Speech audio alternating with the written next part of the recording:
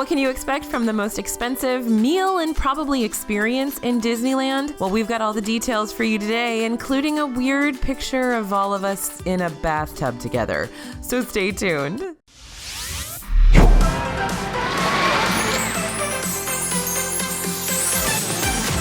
So if you're interested in hearing about the most expensive meal and experience in Disneyland, it's called 21 Royal, and it's named after the address of the location where it's held. So this is in the Disneyland Dream Suite, the former Disneyland Dream Suite, just above Pirates of the Caribbean in Adventureland in Disneyland. And the cost on this one is actually $15,000 per meal. So that's for 12 people. So it breaks down to about $12.50 per person for a 5-hour ultra exclusive experience up there in that Dream Suite. Now this includes valet parking at the Grand Californian Resort, park hopper tickets for everyone that attends. Remember, that $12,000 World of Dreams tour at Magic Kingdom does not include tickets for the parks. You have to actually buy your tickets separately. And it also includes an elaborate 7-course meal with gratuity, tax, wine pairings, and cocktails all included.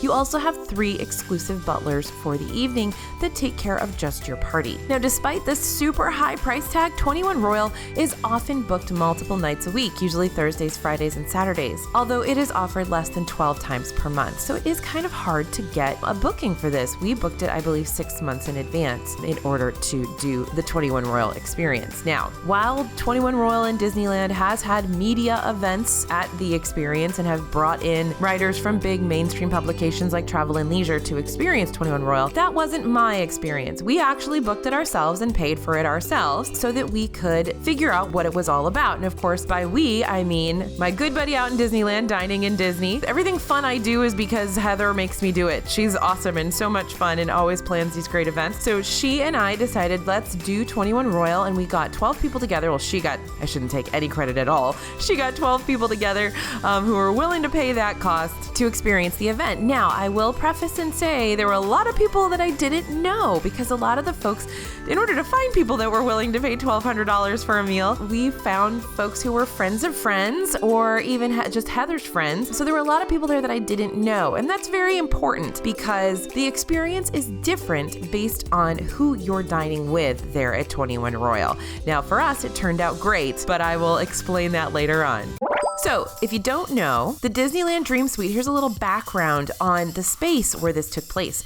It was intended to be Walt's apartment in Disneyland, although he never upgraded out of the studio apartment he had above the fire station because the Dream Suite was still under construction when he passed away. The suite is 2,200 square feet and features 2 bedrooms, a beautiful living room with a carousel horse, a dining room, a courtyard, and that balcony. Note that we were only able to take photos in the suite. We were not allowed to take video, so this video is going to be all photos, but I hope it gives a good idea of what you can experience. Now, up until 2015, you could win a night's stay in this Dream Suite, but since 2016, it's been exclusive to just the 21 Royal experience. And until 2007, the space was home to an art gallery featuring high-end Disney-inspired paintings, so you may have been up there back when it was an art gallery. They used to have a Fantasmic viewing package where you could watch the show from the balcony of the Dream Suite for around $65, but that too stopped in 2007. So what happens when you book the 21 Royal experience? Let's dive right into it. And don't forget, I'll tell you how we all ended up in the bathtub pretty soon.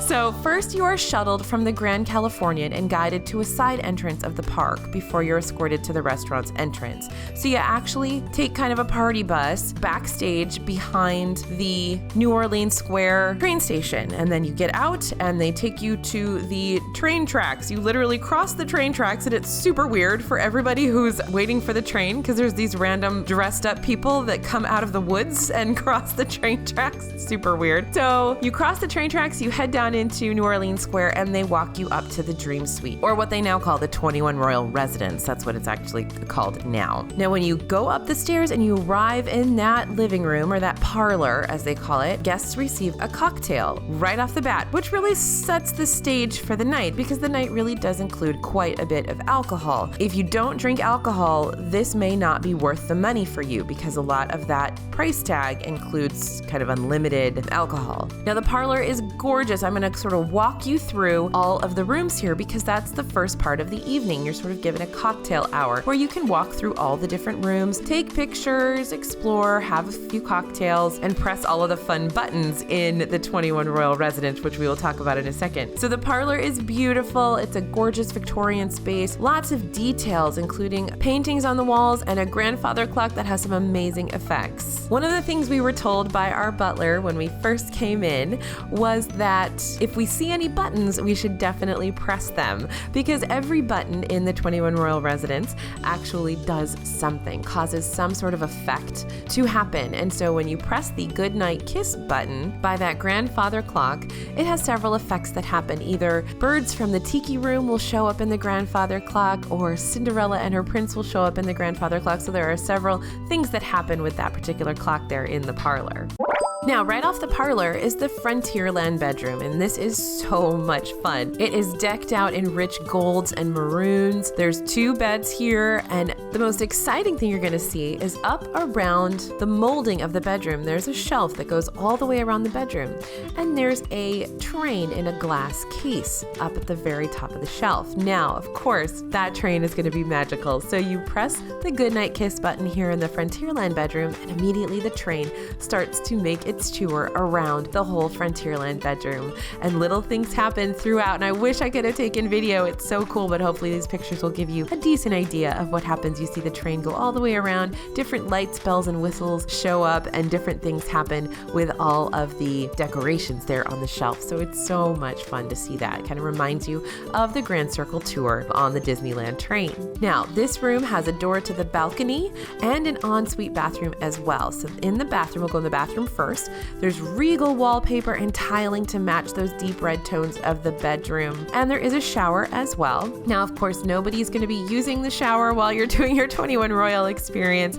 There's no reason to, but of course you can take pictures in there if you would like to. And then when you head out to the balcony, that of course looks down onto New Orleans Square, and that's where you will watch Fantasmic from later in the evening. So that's really fun. They just ask you to please not drop anything off the balcony onto anybody's head.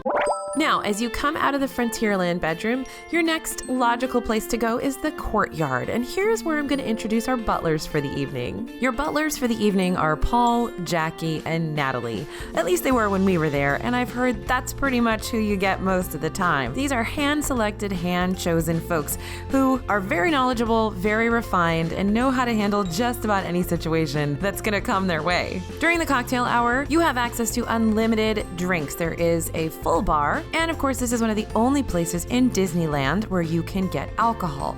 Disneyland was a dry park, except for Club 33 for a really long time. And then, of course, 21 Royal has joined the locations that serve alcohol, and soon Galaxy's Edge will also serve alcohol in Disneyland. But while you can get any drink while you're here in the Courtyard during cocktail hour, there are some signature cocktails at 21 Royal that are only served at the 21 Royal Residence. And this includes a spiced gin fizz named in honor of Walt's wife, Lillian. They call them Lily Bell Sours. And there's also some bourbon Manhattans that they call the Royal Street Cocktail. Now again, during cocktail hour, you are welcome to wander around the residence, take photos, and there will be past hors d'oeuvres. So we've got several great options here to enjoy.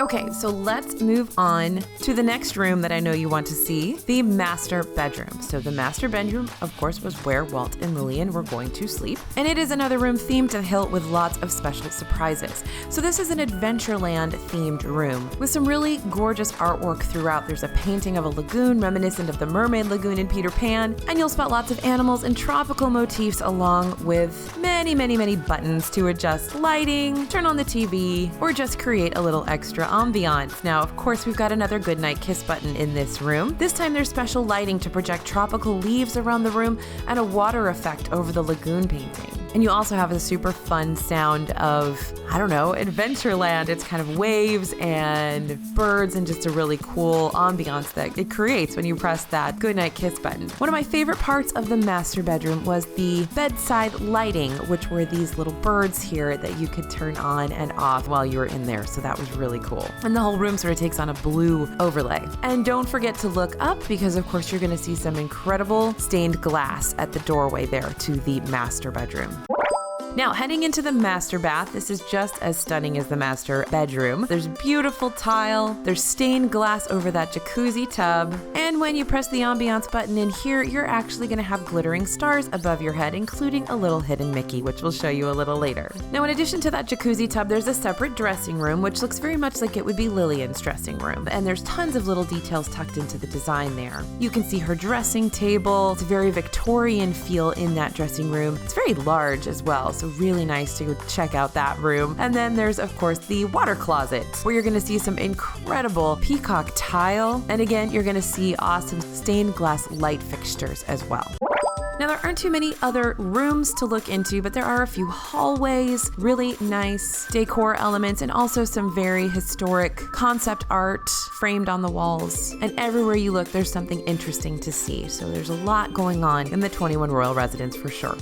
Okay, now it's time to head into dinner, because if I don't get into dinner, then this video will be a million hours long, and I don't want to do that to you. So let's head into dinner. The dining room is fronted by a gorgeous stained glass door, and once you're inside, you see more of those paintings within the moldings. You see some that actually inspired New Orleans Square. Now, the table is set with a beautiful centerpiece, gorgeous gold-rimmed chargers, and everything is themed to 21 Royal. So the experience itself is created by Chef Andrew Sutton. You guys will know him from Napa Rose, and he's also the chef at Club 33 at this point. And then Matt Ellingson is the manager and sommelier, and they work along with a team of chefs from Disneyland signature restaurants. So the chefs we saw that night, along with Matt Ellingson, who is the sommelier, were Chef de Cuisine Clint Chin and sous chef Dan Perry. So once everyone comes in and sits around the table, we are ready to figure out what the menu is going to be. Now, according to 21 Royal, the dinner offers some of the rarest ingredients and most celebrated wines from around the world. And they say that the menu varies based on what's in season, but note that the menu can also be somewhat customized for preference and allergies. When you book 21 Royal, they will reach out to you ahead of time and try to work out a menu that makes sense for your particular group. Now, you guys know us, and so we kind of requested that we would get some chicken nuggets and some cheese and some macaroni and cheese and other cheese-related things. I don't think they were too excited about that, but they did their best. Now, we still had a very elegant meal with maybe not so much cheese as we would have liked. But we also, this was interesting, we also asked specifically to not have caviar at our meal, even though caviar is a staple at 21 Royal. So hold on one second to see what happened with that. At your place sitting, you will see an envelope with your name calligraphied on it. Calligraphied? Is that a word? With your name on it, and it is sealed with a 21 Royal wax seal. Now, they told us at the beginning that our menus were inside and that a lot of people choose not to open the menus because they just want to be surprised. But you guys know, I write Disney Food Blog, I do DFB Guide, I had to know it was inside, so of course I opened it up. So here's our menu for the night, and I'll walk you through each individual item as we ate it. Now, of course, you may see the answer to our question, are we going to have caviar? They could not help themselves. They had to give us caviar. So that first course was titled A Reserved and Elegant Beginning. There's a story that goes along with each one of the dishes. And this one is the Golden Ostera Caviar, Potato Pillow, Creme Fraiche Sabayon, paired with champagne. Now, note that the sommelier has tested over 24 different wines to pair with a single dish. So you know that you're getting a super fancy on top of super fancy when you're here. This was a gorgeous dish. Potato pillows, by the way, are basically fried mashed potatoes, which kind of fits into our chicken nugget cheese theme. If you think, mashed potatoes, that's pretty comfort food-esque, right? So this one was really good. And the chef mentioned to us as we were digging into this one that he understood that we didn't want caviar, but that this was I think his words were, caviar for people who don't like caviar, is what this was. And it was actually not too bad. We did try it. It gave that little burst of salt into the dish, and this was actually quite good. I very much enjoyed those potato pillows. And if you mixed everything together, the sabayon and the caviar and the potato pillows, it was quite good. So I will give them credit for that. Moving on to our second course, When Spring Calls, it's called. Oh, I can never say this right. Iberico ham, any Torquay cheese, English picouli, leeks, toasted hazelnut paired with a Chenin Blanc. This, you guys, was absolutely incredible. Basically, the best ravioli you've ever had in your life.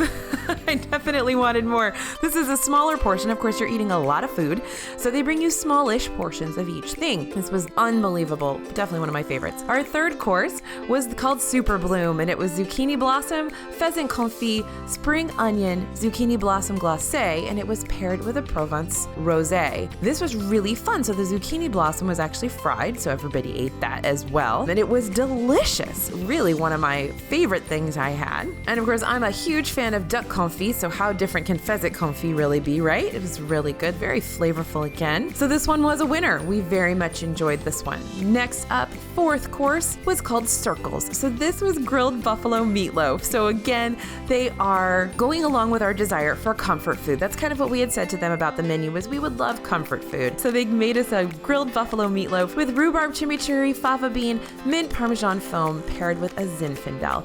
Now, believe it or not, one of the best meatloafs I've ever had. I hope so, considering the price. But it was excellent. Very, very savory. Lots of flavor, which you don't always get with buffalo because buffalo is a very lean meat. So you don't often get that strong, kind of fatty flavor with it. But I've been very impressed with the buffalo I've been eating lately at Disney restaurants, and this was no exception. This was excellent meatloaf, and I loved the different flavors with the rhubarb chimichurri. It was very seasonal, so it felt very spring-like, very seasonal dish. Really liked it. I'm not a big fan of foam on my food, and the mint was kind of strong, but I shouldn't say I liked it. I should say there is a interesting combination with the mint and the Parmesan. And then the fifth course, called Opening New Doors. This was A5 Wagyu, which you guys know I love my A5 Wagyu. Beef with green garlic coulis, roasted beet, and Perigord sauce, paired with a Cabernet Sauvignon. So this was absolutely delicious as well. I think everybody loved it. One of our favorites at the table, and you just can't argue with A5 Wagyu. It's so good. Imported beef, just truly excellent. Lots and lots of flavor again. Good marbling, lots of flavor, super excellent. And I'm not gonna lie, by this time, we had had a lot of these super interesting wine decanters happening, lots of wine with every course. And so things started to get a little fuzzy around about this time of the evening. But next up, we had dessert.